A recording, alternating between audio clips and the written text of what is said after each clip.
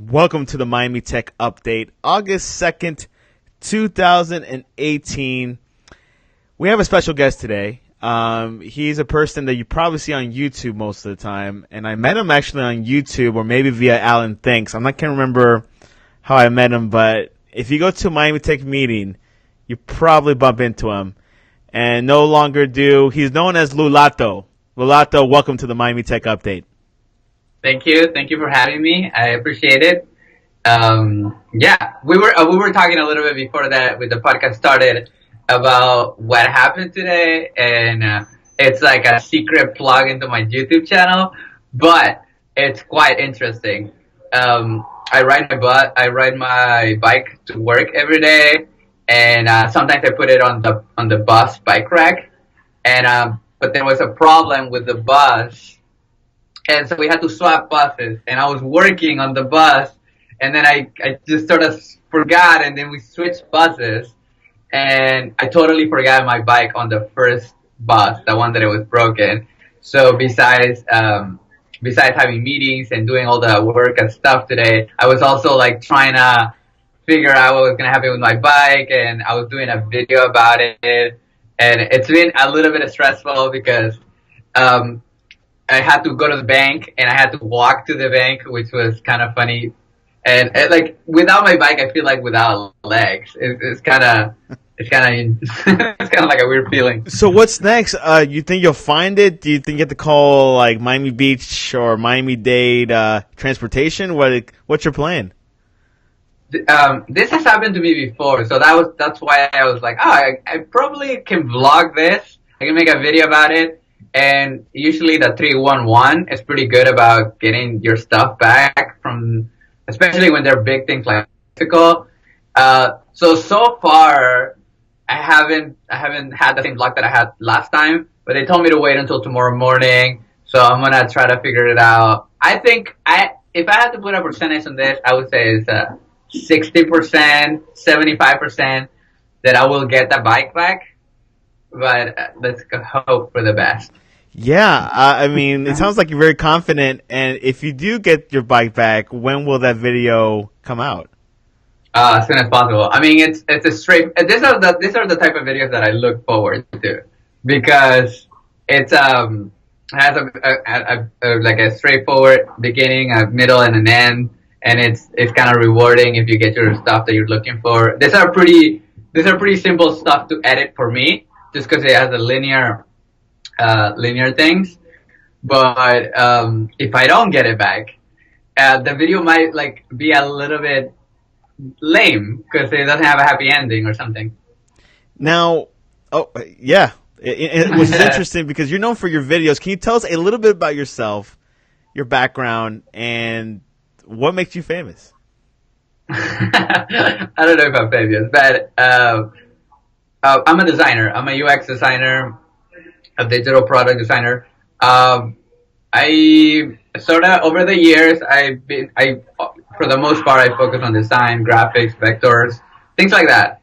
And I mainly worked on startups and just helped them out with their applications and things like that. Recently, I started working at Royal Caribbean, so I've been like working from there. And I spend my times at co-working spaces, mainly at WeWork because I'm a member, and some other places as well.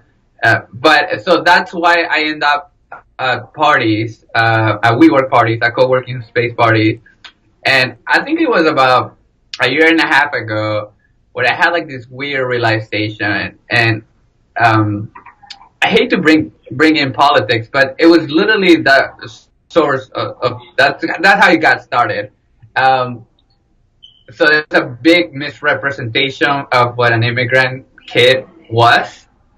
So all I wanted to do is one, learn how to edit video, and two, show who I am and give my perspective to the world through blogging. And so I started blogging, and I didn't tell anyone about it, just to learn how to edit. And little by little, I just started, I get comfortable enough that I wasn't ashamed to share my videos. It was more like that. And then I started focusing on tech, Miami tech events. and just because I think that they're fun, and those are the type of people that I like to hang out with, and things like that. And on my own time, sometimes I do videos about artsy stuff, motion graphic stuff, or stop animation stuff to show the process of what UX is like.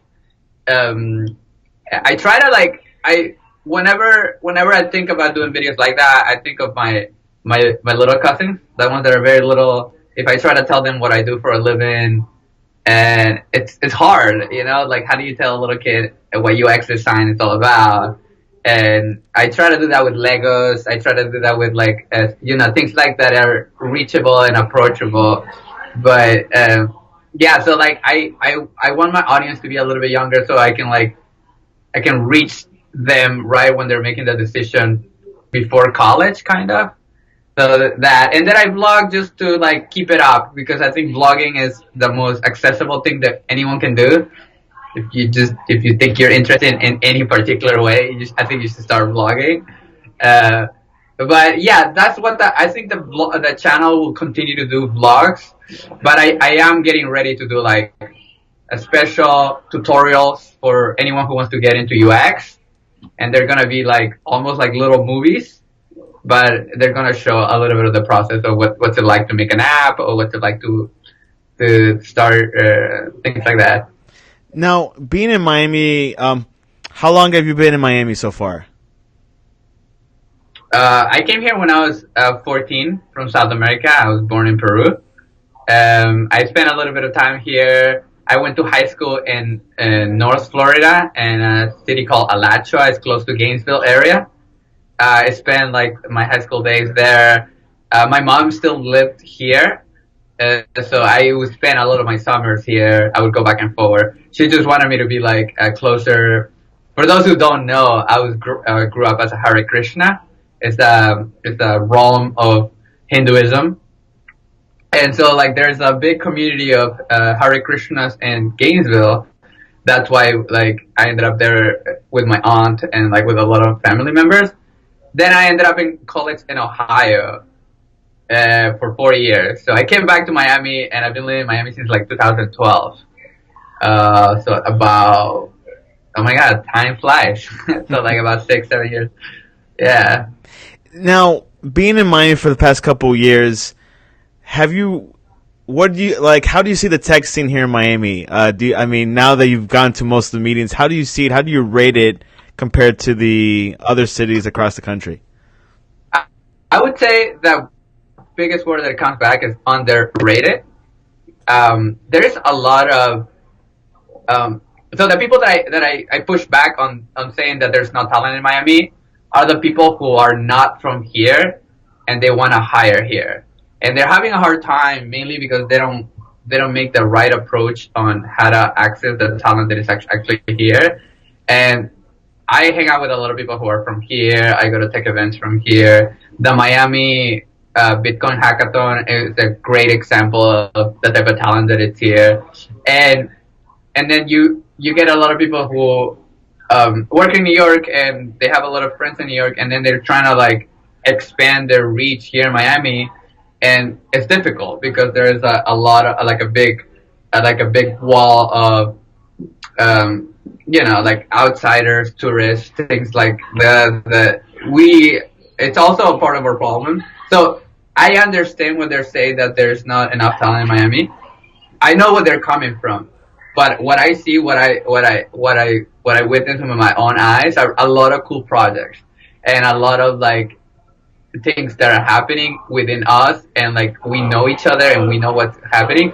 But I also think that we're not doing a great job of implementing those projects and feature those projects outside of Miami.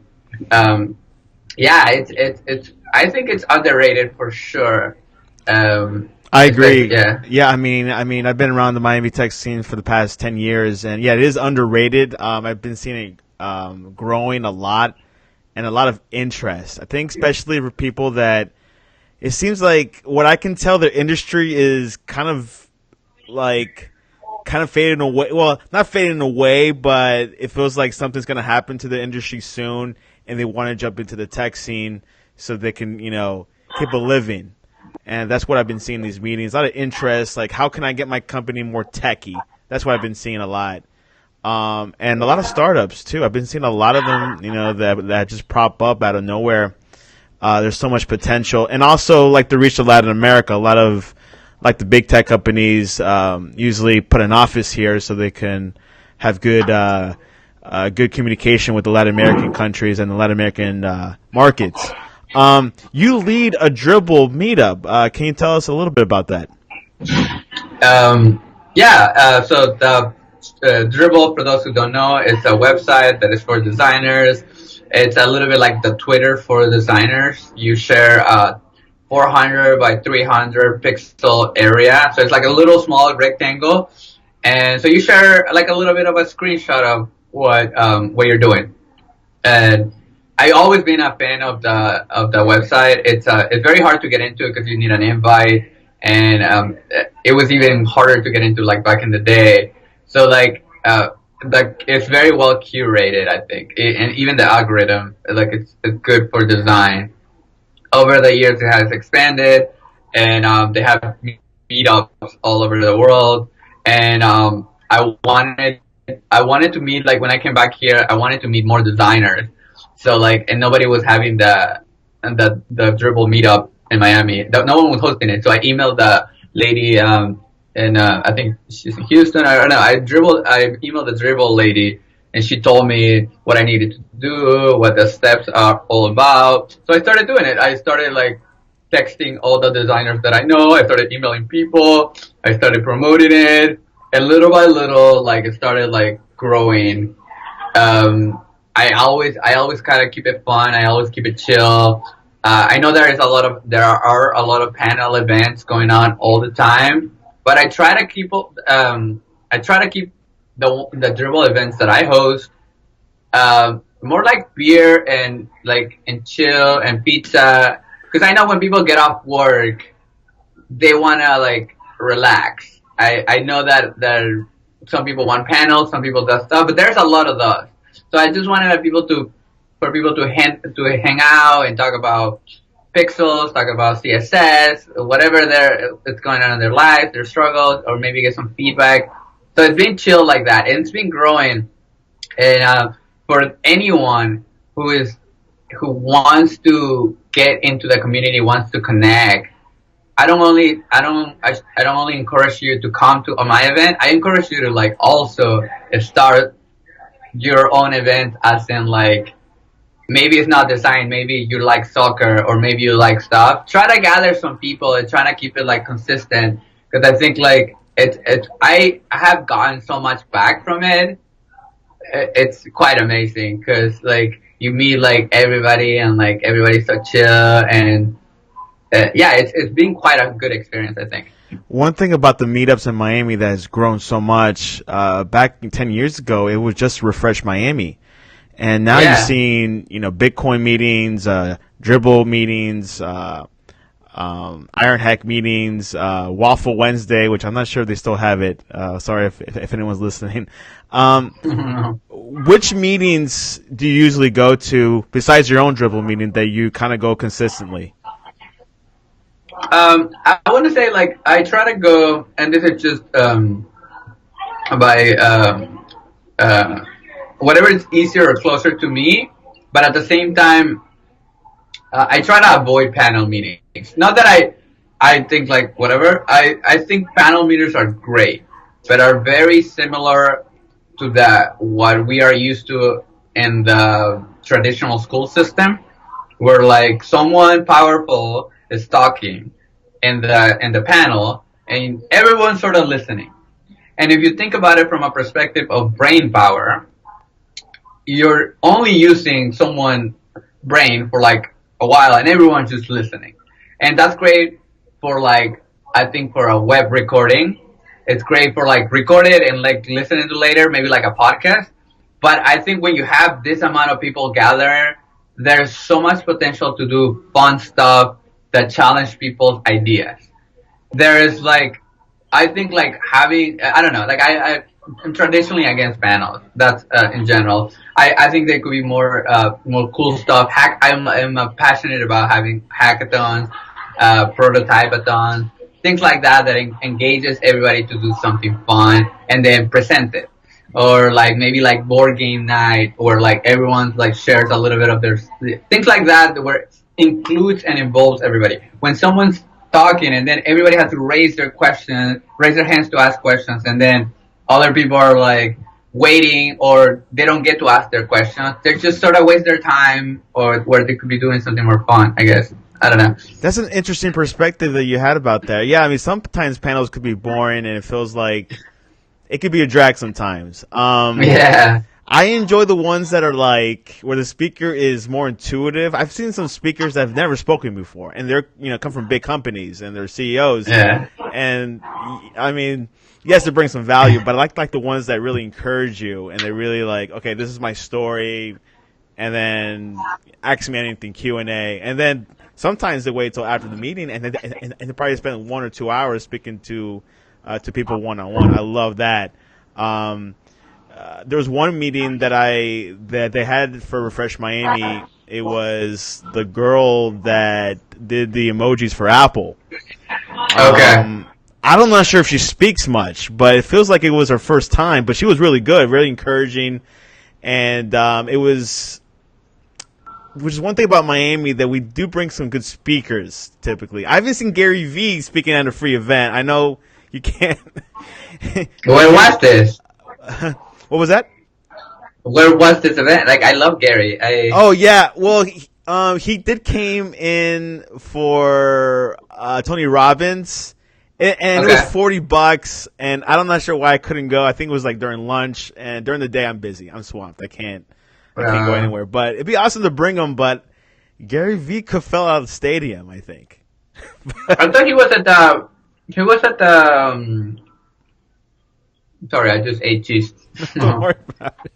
I love the spontaneity. I love it. I love it. The spontaneity. He was at the Dolphin Stadium, right? Yes, he was. It was like a real estate thing. Okay. I don't know how it went, and to be honest, I go to a lot of meetings. Sometimes the ones that really count, sometimes I don't make it. Yeah. But hopefully in the future. Now, it seems like I kind of know you more like as a video person than a graphic designer. Has people kind of like label you as a video guy? Do you do video production for business? Where do you stand with video? That's a very interesting question, because when I was a little bit younger, maybe like 15, I always thought of filmmaking, like I see Scorsese, you see like these big people, and you're like, oh my god, they're awesome. And maybe because of my background and where my goals were when I was little, high school, and I was like, oh, I didn't do well in the English SAT, so I know what my future looks like. I'm gonna focus on this, and like I'm just gonna try to. So like I sort of reached like this level, and I'm like, all right, I'm just gonna focus on what I think I can do well. Back then, cameras were very expensive.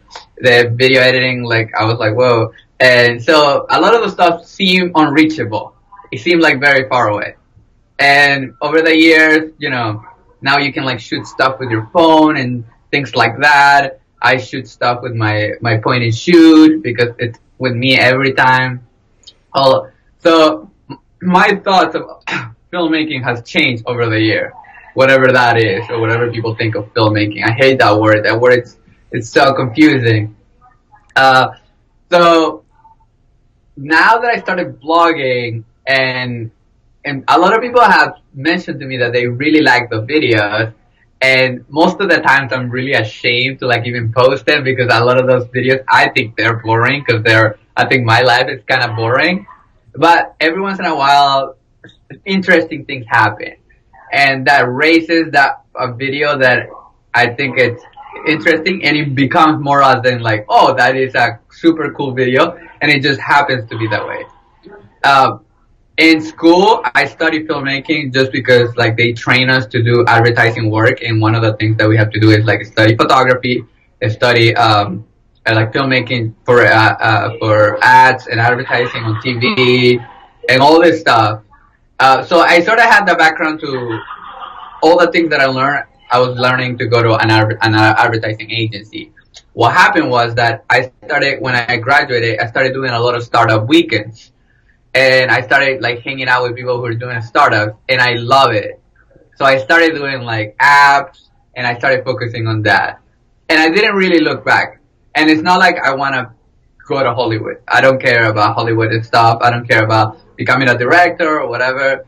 I get stressed when there's a lot of people under me, like a lot of like I have to direct and tell people what to do. That stuff stresses me out. Or like when it comes when I discovered blogging, I realized a couple things that I didn't know before, which was candidacy, like grabbing people when they don't know that they're being filmed, which sounds a little creepy, but if you choose the right moments to show, you make them look good and you make them look human.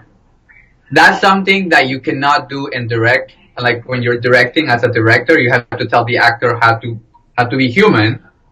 But if you catch footage of people being human just by nature, you have good footage, right? I agree. So you end up with like the reality, like as opposed to like uh, a film, like a traditional film. So you end up putting together pieces of people saying, I love when I say hello and when I introduce myself, I love catching that moment because it's people are nice to you when they're shaking your hand.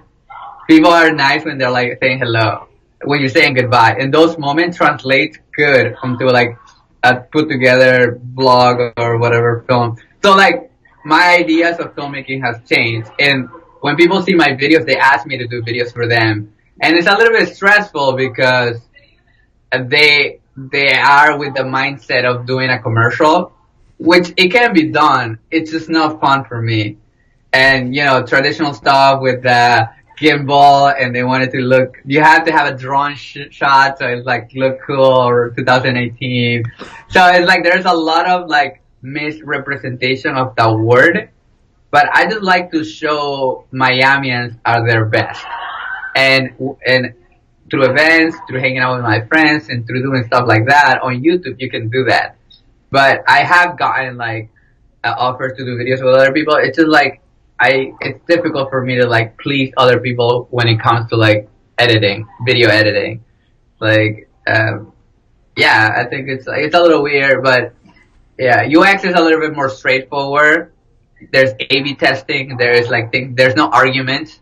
There's just like more like what this screen needs to do and stuff like that, and like and you press the button and the animations are like more straightforward. You have a goal.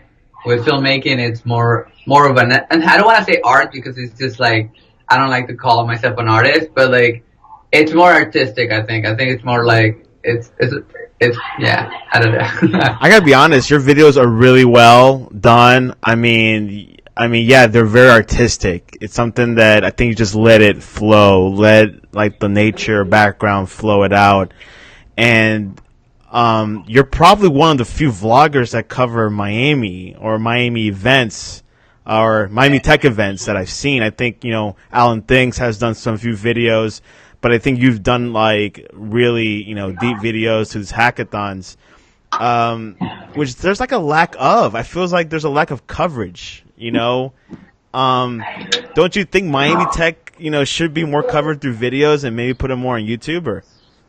I think it's a little bit of approach of why you think YouTube is and what you want to do with your YouTube channel. I think it's important.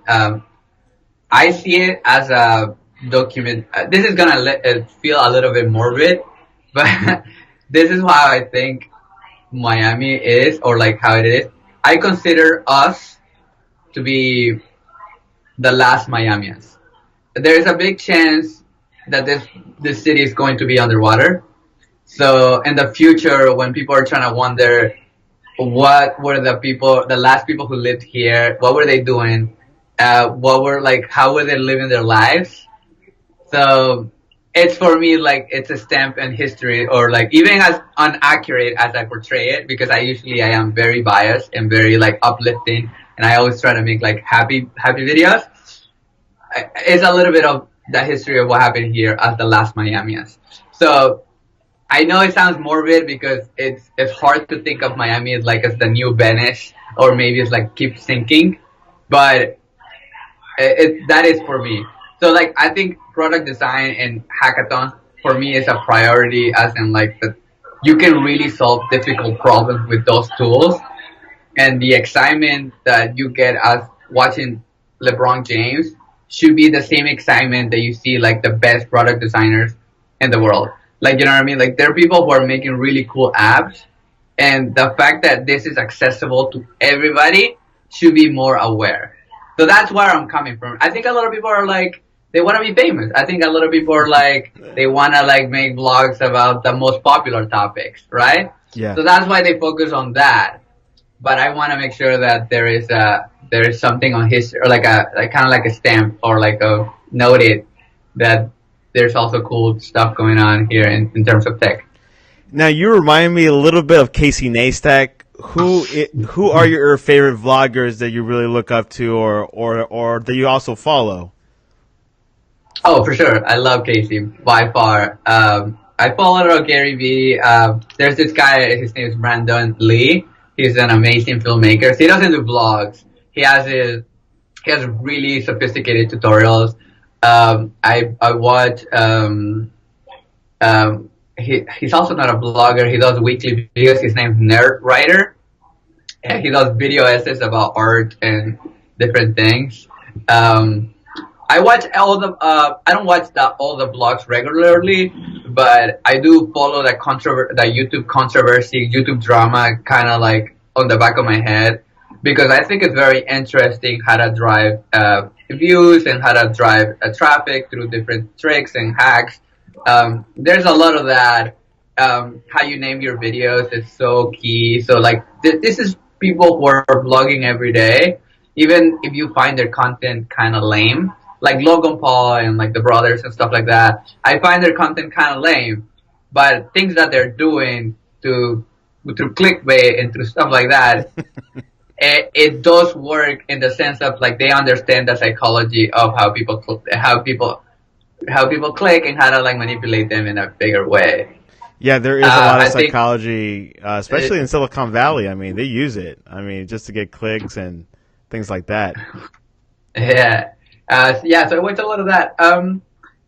Something I've been getting into like a new YouTube channel that some of my friends have. I am still new when it comes to vlogging, in the sense of I try.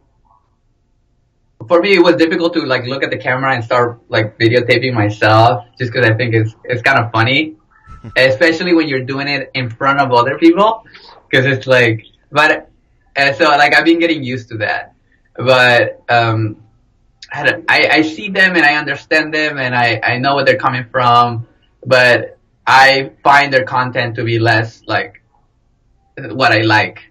So that's why I think blogging. I think everybody should be blogging.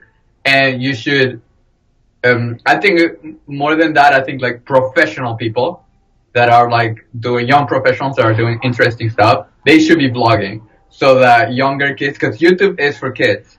Let's just get that out of the way. YouTube is for kids. So whatever it is that you're doing, it's going to be watched by younger kids.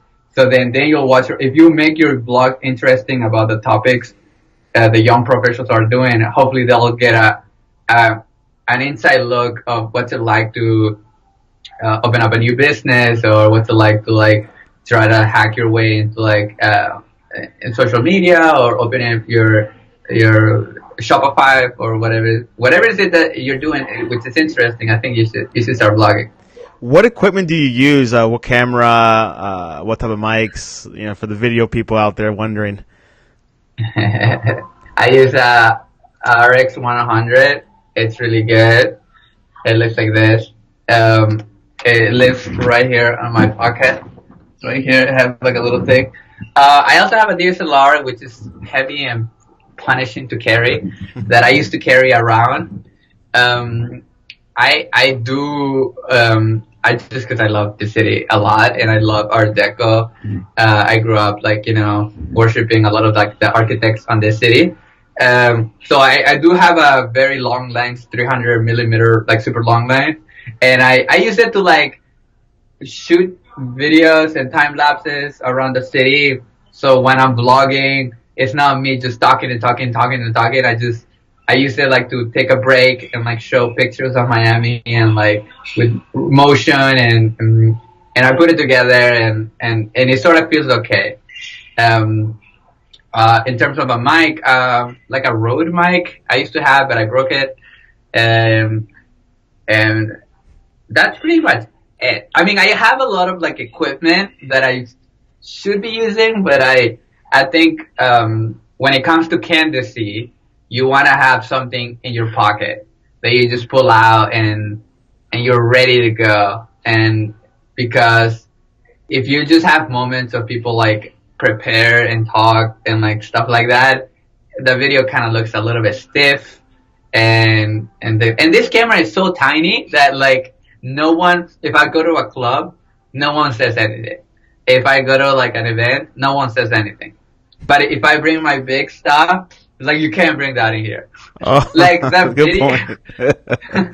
the video looks the same. Like the quality of this camera, like it's amazing what cameras can do now. Yeah, So it man. doesn't matter. Yeah.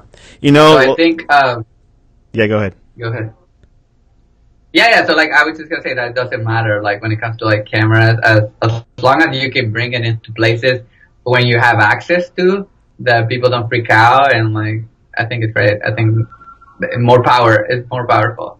You know something? You're right. And like the main thing about the iPhone, one of the most peculiar things is that there's 800 engineers working on the iPhone camera. Can you believe that? That's insane. Yeah, that's how That's important. crazy. And I really do believe in Snapchat's philosophy. You know, the main thing of the iPhone is the camera. That's what Yeah. really besides calling people or using it as a phone.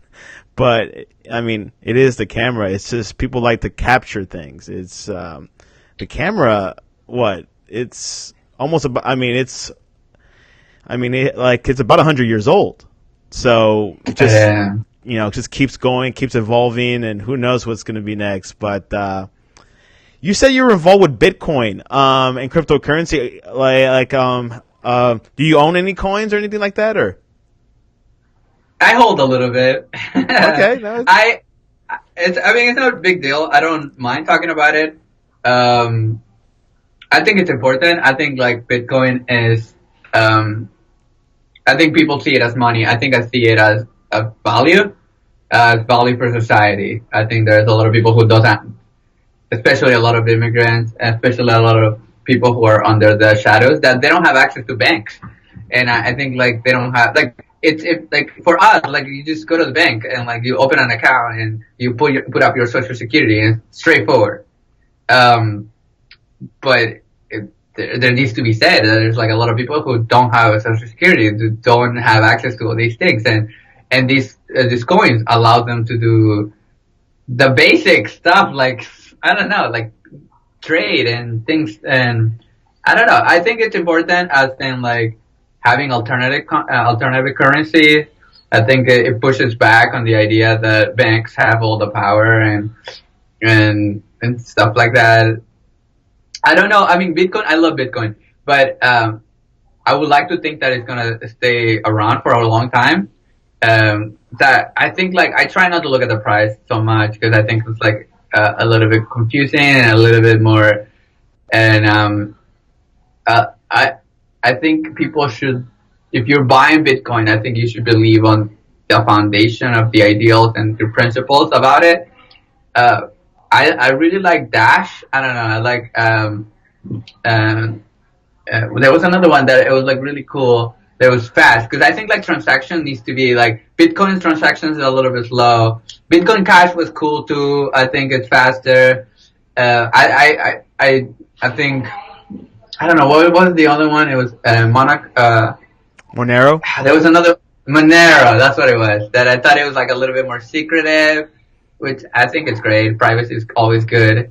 Um, I don't know. I mean, when it comes to Bitcoin, I try to shift the conversation as in like the technology more than the how much Bitcoin I have or how much Bitcoin my friends have and stuff like that. Because I think it's just like the same conversation about Miami people owning jets, which I think it's whatever. I'm like whatever. But yeah. Yeah, I mean, I have a few coins. I have Bitcoin, Bitcoin Cash, Ethereum, Litecoin, Ethereum Classic. I got Ripple. I got a few coins in my in my portfolio.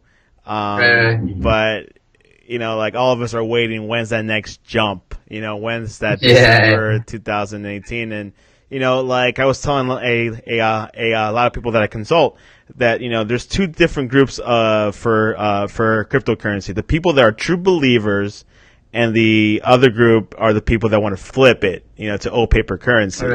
So, and there's like one group that does like the mix. They kind of hold, but then they like to flip it a little bit and make some money. But I think cryptocurrency is here to stay. People think it's a Ponzi scheme, and people think it's not going to last long. No, I think this is. It's going to last forever, and I think it's still early. It feels like the early internet days. It feels like, people think, oh, internet will leave someday. No. This is here to stay, and you've seen a lot of people, Goldman Sachs, Wall Street people, jumping into this cryptocurrency world. Like they're getting hired by these crypto agencies. So we'll see what happens. It's still early. I can't wait for the fall and the winter and just see where like the trends are going. Yeah, I mean, it'd be interesting. Like I said, like I believe that Bitcoin is going to be a big player, but I also believe that people this is what people like to think of Bitcoin. Bitcoin is like the MySpace, and there will be a Facebook who will eat a MySpace. That's fine. But I don't think that way, because when it comes to money, it's very difficult for you to, just assuming everything, it's very difficult for you to change banks. Not because it's impossible, it's mainly because it's a hassle. A lot of people have invested real value, real money into Bitcoin. So it'll be difficult for them to just trade everything and follow everything. So I think Bitcoin is here to stay. I don't know what the top or the ceiling is, but I think there will be other players. MySpace, when you go to MySpace, there's no investment in it. You just put your email and your password. And Facebook was way better than the next one. And then all the social medias after that, it's not real money. I mean, there is time they invest on the platform, but if you really want to change your social media, you just sort of change it. When it comes to banks or when it comes to like real value, if you are already invested in Bitcoin, I don't think you're gonna leave it so fast. I think it has a little bit of friction when it comes to trading and things like that. I agree, and there's going to be some bad apples involved with it, and obviously it's also used for good. It's decentralized, which a lot of people like it. You were telling us earlier that you're in WeWork and like the whole co-working space. How do you like it? Tell us a little bit about that. Okay, so a little bit of background. Before, I used to work at a startup, and it was it was a traditional office. It was cool, but it was whatever. It has its pros and cons. I think if you're a single person, if you're a freelancer, if you're somebody on your own, there's no better alternative than joining a co-working space by far. Because what ends up happening is that you get to meet a lot of people who, there's a lot of small businesses here. There's a lot of small businesses in all the co-working space. And they all need people like us. Like a designer, somebody who can code. They need they need a website to be done. They need a logo. They need all these things.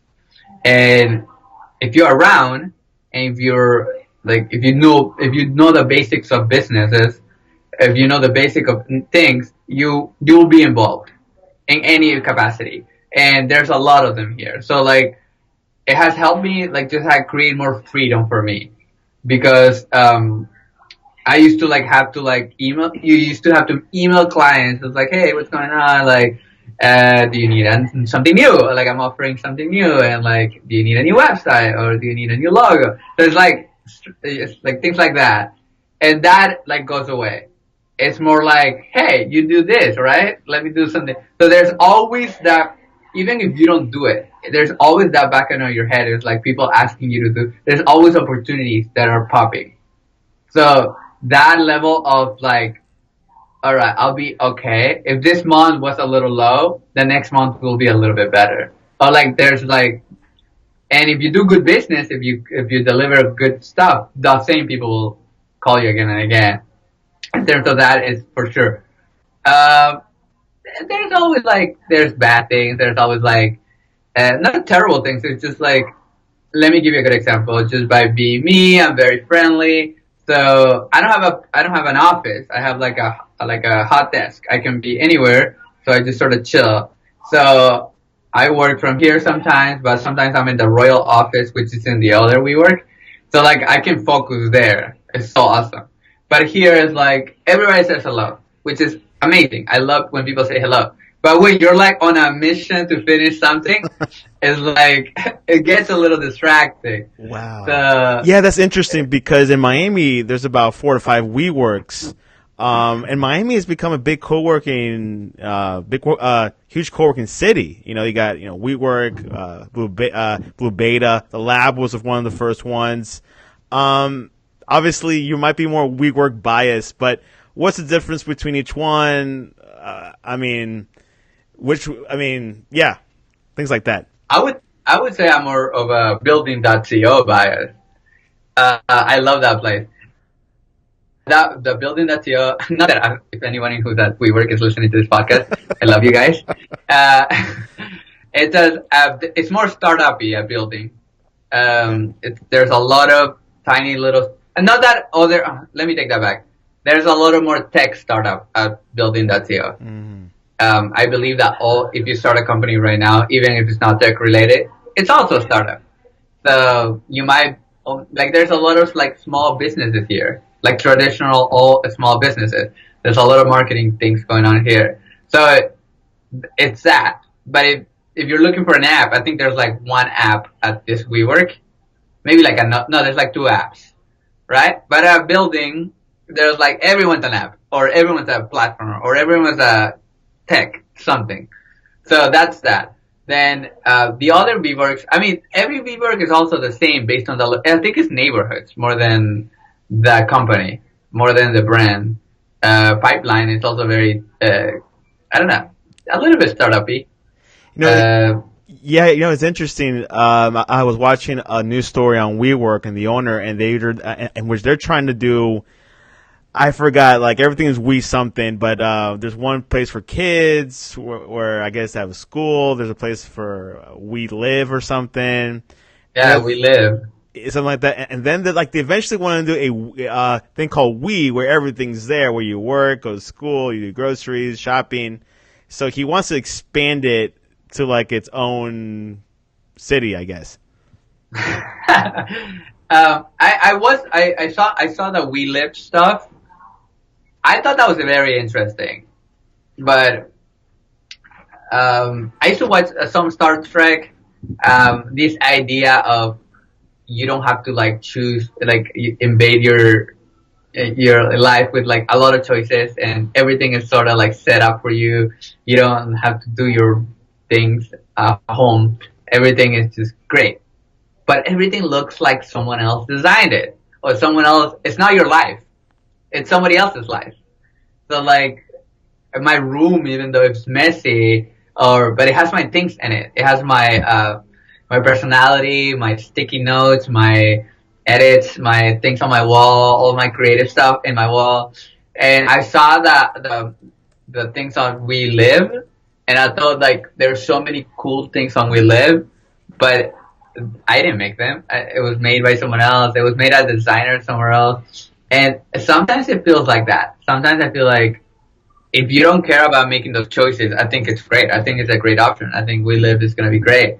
But I feel a little hesitant of leaving my apartment for like an apartment that was created by someone else. I don't know. And back to what you were saying about, where you're at an office space and, working and getting new clients within that office community. And same for me. I mean, I have an office building and I've done like, dozens of projects with my office neighbors. It's great. I'm not a believer from working from home, in my opinion. I think I prefer being in a community or being in an office environment. Leave your personal stuff and have your business spot, so you're able to focus and able to grow. And who knows, I might been thinking about having like we work presence in the future, maybe hire someone and just being there for me, but we'll see. It's down the pipeline, but I've heard good things about it. So yeah, WeWork is great. I think like there's a lot of nice people working here. Most of the people, not that work at WeWork, but the people who handle the things they're on top of things. There's always like people who are new and they don't have an experience, but it's a learning stuff. I think overall it has been positive for me. It's great. Yeah. I think if I didn't, go ahead. No. Go ahead. I think it has been positive for me because like what I think YouTube channel has given me is it has given me power to like push back, especially to them. And they see it. They watch the videos. I put them on. We have a members WeWork. It's kind of like our own Facebook, right? Awesome. And like I make videos and I put them there. And sometimes I complain. I complain about that there's not coffee on the weekend, stuff like that, and they're like not entirely happy for me talking about that stuff. But it's good for them to know that I think they should start using plastic a little bit less or things like that. Mm-hmm. But it's a good. I think there's improvement, but like overall, co-working space is here to stay. It has changed the world for freelancers for a way better place. You know why? It's funny because I'm enjoying this interview a lot. You know why? Because it seems like you've been everywhere in Miami. So I could go to any angle I want and we could just talk about it. Versus I've had other interviews, but they're niches. But you're like, I've been there, I've been this, I've done that. So we could have a part two, by the way. You said you're involved in a startup. How was that experience? And do you get a lot of invites to join other startups still, or? Yeah, I mean, startups. There's for those who are just trying to figure out what to do with your life, and there's multiple paths, but there's two main paths that you can take. You can take a traditional job where things are fleshed down and figured out for you, and you sort of do what they need you to do, and there's experience within that, and there's like a platform for hierarchy and things to do, and then you sort of climb your way to the top, or if you like a certain area, you sort of stay in that area. That's great. I think it's fantastic, but the rise of technology and the rise of accessibility for everybody has created a new platform where small businesses can be very powerful and create startups in a way that that other ones can can change the world very quickly. Facebook has only been around for a decade. General Motors and every other huge company has been around for so many years. And Facebook has been able to monopolize media and so quickly. So the ability of technology and if you start working for a company and that company grows quickly, big, very, you get to experience that firsthand. And so I just love that environment. There's pros and cons for everything. I think startups they don't have a lot of resources. You're always dealing with you're dealing with a minimal amount of stuff, which is cool because you get to be creative about where you spend your time, your priorities. But there's also things that you wanna experience on a big company, you have more resources to do cool stuff and maybe and get involved in certain aspects of the company. I think you learn the most at startups, but then you use that expertise at bigger companies. That's my view on things. There's always people asking me to do stuff, and you always have to learn how to say no very nicely, and unless they're gonna pay you a lot of money. Unless they're gonna pay you a lot of money, which startups cannot afford to do always, because if you're paying a lot of money for a UX designer, it's not that UX designers shouldn't be get paid the most. I think it's just you just need to know what to focus on, and usually trying to buy customer, not buy customer, but like try to like generate leads or things like that that will be more beneficial for a startup. Now, Lulato, if a person, what's the most common reaction when someone's, like when someone sees you far away, but they recognize you? Like, do they know you as the video guy? Do they know you as a graphic guy? What is the most common response when people see you? YouTube. Really?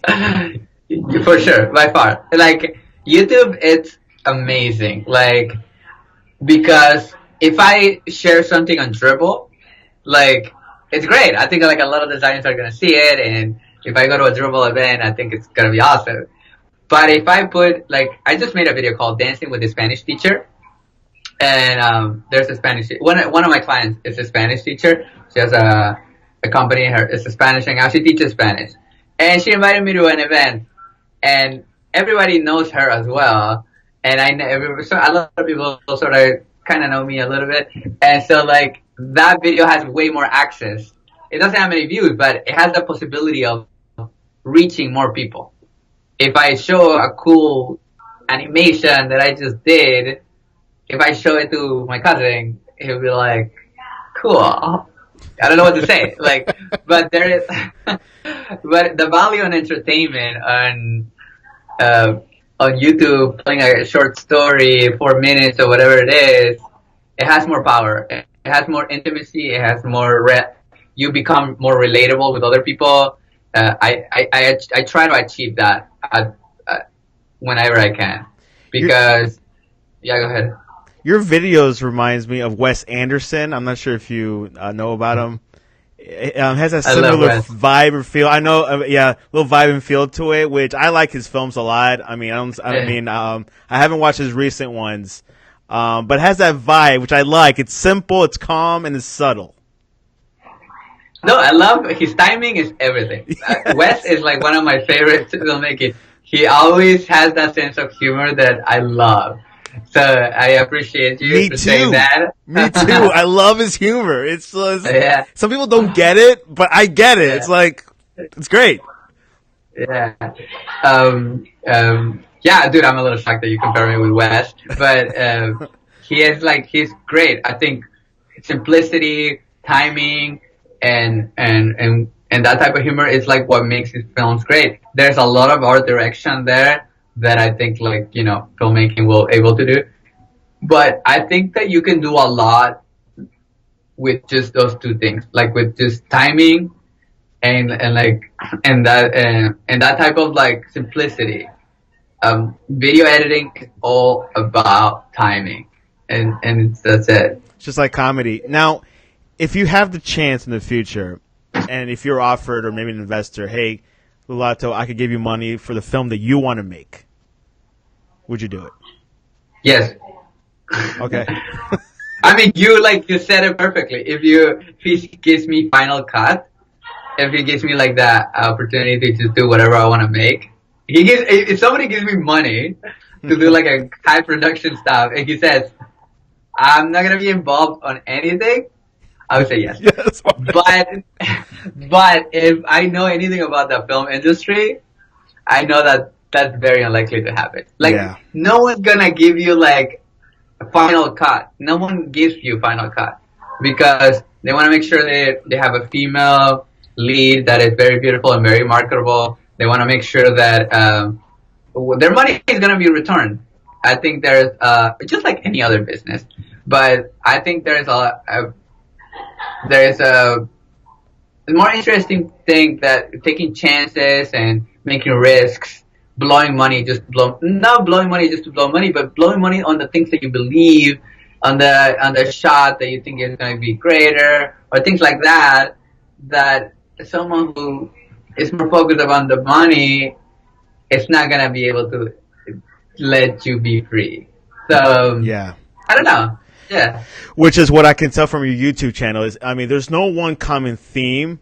You know, you're not all tech. It could be like I have an adventure in Miami Beach one day. The next day I could report about a Bitcoin hackathon. And then I could talk about a World Cup predictions with Alan Thinks. I mean, I just love it. I mean, like I said, it's like Casey Neistat. He's kind of random like that, you know? But yeah, keep it up, man. Really, really like your work. And, like, you don't come out videos every week, I've noticed. I mean, sometimes you're not urgent. You're kind of like maybe 1 month later. Like, do you have like a timing thing, or like whatever you feel, you just do it, or? I'm going through an interesting transition right now. Um, I don't like to like promise things to everyone, just because I think what's been happening. I just tell you a little bit about it so you can understand a little bit my inconsistency. So a lot of people ask me, where are you going with YouTube? What's going to happen? And they think, basically what I've been trying to do in the background is like, I'm building up this e-commerce, a very basic e-commerce. And it's basically a lot of shirts and a lot of things and things that people can buy related to the things that I talk about. So open source design is a big for me because I like people to get involved into design and things like that. And so it's that, and it's the fact that I want to make tutorials to like do stuff like that, so that the tutorials that I will be making will be like a high production, very well written. Once I have those done, I think I'm going to continue to go back blogging weekly or even more often than that. Because what happens is like when I started blogging, like I was blogging sometimes 3 times a week, and it was great and it was very interesting, but it doesn't give you much time to do anything else, which it sucks, because I think once I have that foundation in place, for example, to create a really good trailer, so when people come to the channel, they have no idea what the channel is about. It's just a vlogging channel. So I want to create a really good trailer. I wanna have like a couple really good UX tutorials, a couple of good set pieces that that are there. And then vlogging, it will just continue to drive traffic, and then people will watch watch that other video. So that's been happening in the background. That's why I haven't been doing weekly, but I will come back to do weekly. I like where you're going with it. I think, doing like the whole store shirt thing. I think you're really creating your brand, make it perfect almost, and just being patient. I think that's very smart. You're just planning the blueprint, and I know you're going to execute it. So keep it up, man. How can people reach you? What's the best way online to reach you? Twitter. Twitter and Instagram. I am the Lulato. I was trying to get the Lulato, but someone else added already, so I had to add the TheLulato. And I check out Twitter almost every day, pretty much every day. I check out Instagram. I try to take Instagram a couple times a day, but I don't have it installed on my phone. I have Twitter installed on my phone, and so that's that. You can always say hello. I always like check those things. I like to tweet every day, but yeah. And where does Lulato come from? Is that like a common nickname, or? My name is Luis Ricardo Latorre, so that's a little long. Lulato. Wow. I love it. Wow. But like, you've met other people with that nickname. Lulato? No. What do you mean? Like, have you ever met like another person called Lulato, like itself, like he calls himself?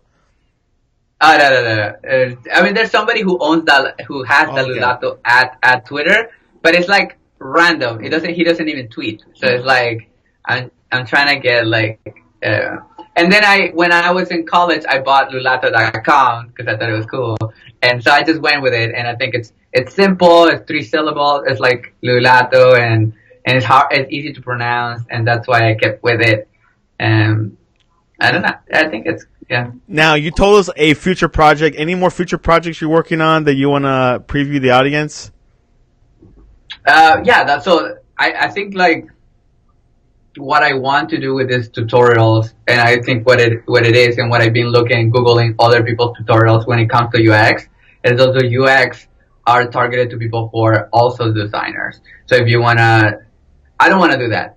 I want to sit down with my little cousin and tell her and teach her how to draw in vector in a tool called Figma. Figma for me, it's a tool that is so accessible as opposed to Sketch. Sketch and Figma are kind of competitors right now, but if you think about it as a Latin America perspective, if you want to become a UX designer, you have to buy a really expensive Mac computer. And then you also have to buy another expensive tool called Sketch, which is another $100. So if I tell my cousins to like, hey, you should try this, they'll be like, I don't have money. And so like, they're not gonna do it. Figma it works on the website. It's www.figma.com, and anyone has access to it, and it's free. So like you can start doing it right now. So I'm gonna start teaching like basic stuff, vector stuff in Figma, and I think like that's what it's important, right, for me to make UX accessible for everybody. The basics. I'm talking about like steps. I'm talking about like not like how to use the program, but more like you can use this anywhere or these thoughts into any particular projects, even if they're maybe UX, maybe not UX at all, maybe just a simple website. You can use these things for like any particular problems that you're having. So that's being my main focus right now.